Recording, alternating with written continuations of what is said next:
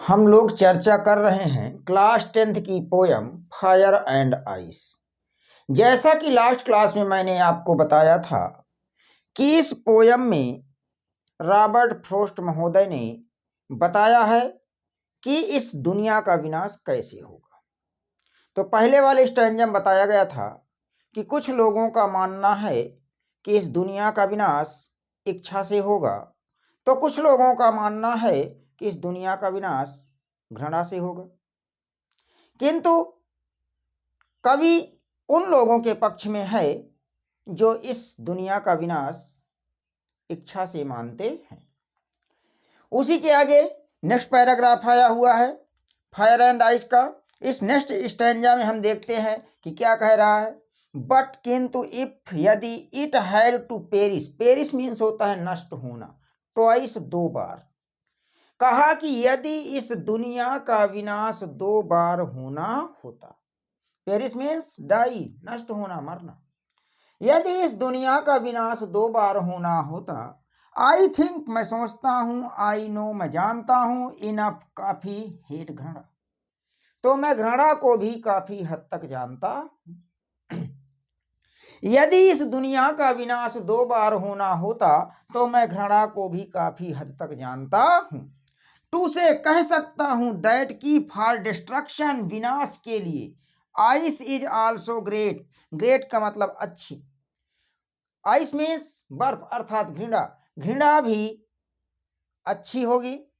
And would suffice, suffice means पर्याप्त, और पर्याप्त होगी। इस स्टैंजा में कवि महोदय बता रहे हैं कि यदि इस दुनिया का विनाश दो बार होना होता तो मैं घृणा को भी पर्याप्त या अच्छी तरह से जानता हूं, और कह सकता हूं कि इस दुनिया के विनाश के लिए घृणा भी काफी अच्छी और पर्याप्त होगी। इससे रिलेटेड सपोज दैट आपका ये पैराग्राफ आ गया एग्जामिनेशन क्वेश्चन पेपर में, और इसके नीचे आपके दो क्वेश्चन दे दिए जाएंगे और दोनों क्वेश्चन के आपको जवाब देना है।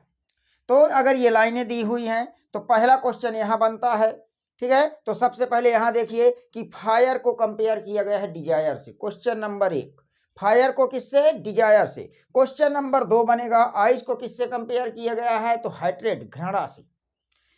फायर को डिजायर से, आइस को घृणा से, दो क्वेश्चन। ये पैराग्राफ दे दिया और कहा कि इन लाइनों का पोएट कौन है? तो पोएट आपका कौन है? Robert Frost. 3 क्वेश्चन। चौथा क्वेश्चन कह रहा है कि ये लाइनें जो ली गई हैं इसका टाइटल क्या है? तो टाइटल है आपका फायर एंड आइस।